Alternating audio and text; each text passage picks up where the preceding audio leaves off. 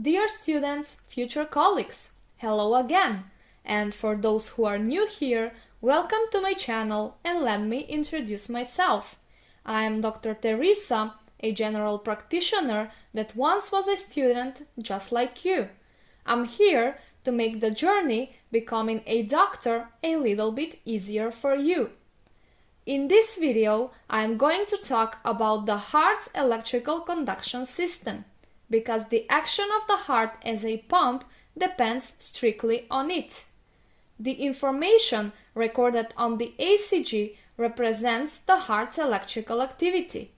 The heart, to be able to move the blood through the different chambers of the heart and the body as a whole, it has to perform an alternating action of contraction and then relaxation, first of the atria and then of the ventricles. This process is dependent from the work of its own electrical conduction system. Now, to understand this lesson, we must call anatomy and physiology for help. Let's review anatomy first. I will mention the parts of the heart's electrical conduction system first. Those are the SA node or the sinoatrial node, followed by the conducting branches for the atria. Then comes the atrioventricular node, followed by the bundle of His. Then come the right and left bundle branches, and at the end, their subdivisions, the Purkinje fibers. Let's explain the path of the electrical stimulus within the heart. Normally, the electrical activity of the heart originates in the SA node. This is the heart's dominant pacemaker. If not, there is a problem. In order to understand what's abnormal, we have to study the normal things first. The SA node is a part of the electrical system of the heart, and it is a focus which has the ability to initiate electrical stimuli on its own. This process is known as automaticity. This electrical stimulus generated at the SA node spreads away in all directions and travels down through the conduction pathways for the atria to reach all of the myocytes of the atria. To make it easier, imagine the atria as a pool of water. When a pebble is dropped, it produces an enlarging circular wave that spreads away from the pebble.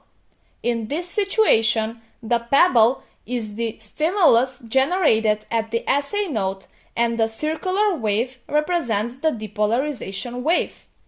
This stimulus initiates the depolarization of the cells.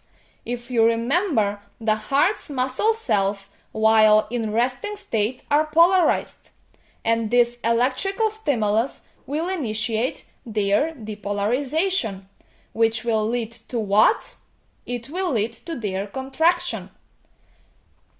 The simultaneous contraction of the left and the right atrium enables the blood collected in the upper chambers, the atria, to pass through the AV valves to the lower chambers, the ventricles. Everything explained till now will be shown on ECG as a P wave. Remember, P wave on ECG means the depolarization of the atria. Each depolarization wave emitted by the SA node spreads through both atria, producing a P wave on the ECG. So, every time you see a P wave, you know that the atria were stimulated to contract and push the blood out of them. The next stop is the AV node, the only normal conducting pathway between the atria and the ventricles. The SA node and the AV node are connected with conducting pathways called the internodal pathways. The electrical stimulus generated at the SA node travels down through these pathways to reach the AV node. At this point, the conduction of the stimulus slows down, producing a brief pause or a brief delay before the depolarization wave is conducted to the ventricles. Let's see why. The AV node slows down the conduction of the depolarization wave to be able to provide enough time for the whole volume of blood from the upper chambers to pass to the lower chambers. This phenomenon on ECG produces a short piece of flat baseline, or we call it a brief pause.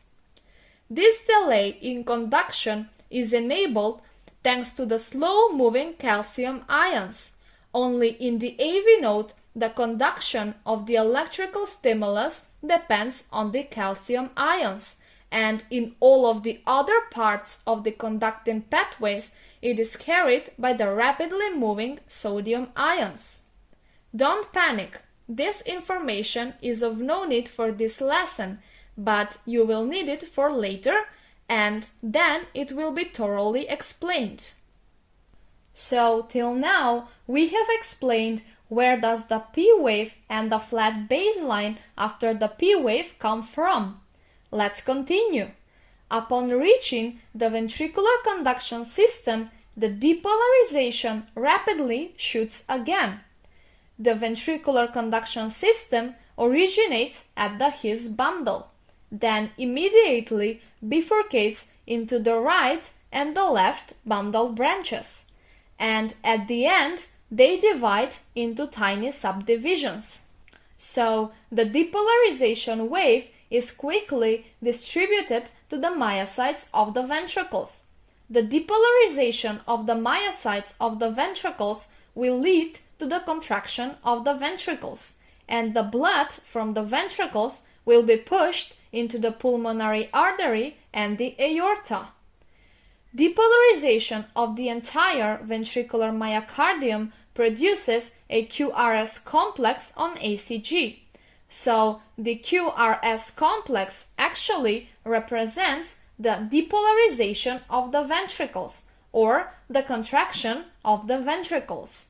So every time you see a QRS complex, you know that the ventricles were stimulated to contract and push the blood out of them. Following the QRS complex, there is a segment of horizontal baseline, known as the ST segment. The ST segment is followed by a broad T wave. The ST segment represents the initial phase of ventricular repolarization, and the T wave represents the final phase of the ventricular repolarization. After the depolarization phase, the heart cells need to go back to their resting state. This phase enables the myocytes to regain their initial membrane potential, so they can be ready for the next stimulus to reach them. Or better said, after the contraction, when the blood is pumped into the arteries, the heart ventricles are empty. And then, to be able to receive the blood again, the ventricles need to relax. So after the contraction, there must be a relaxation. Or after the depolarization, there must be a repolarization. However, repolarization of the Purkinje fibers may take longer. The final phase of repolarization of Purkinje fibers may be recorded as a small hump, named the U wave. With this, we have covered the cardiac cycle, the resting state, and the pumping state. Physiologically, a cardiac cycle is represented with the atrial contraction followed by ventricular contraction and the resting phase that follows until another cycle begins. This cycle is repeated at least 60 times a minute. So, the whole life, the heart repeats the same work and never gets bored. So, your job as a medical student and a doctor is to study your whole life and never get bored. And at this moment, I would like to end this lesson. I hope that this video was helpful for you, and if there is still something difficult, don't hesitate to write it in the comments.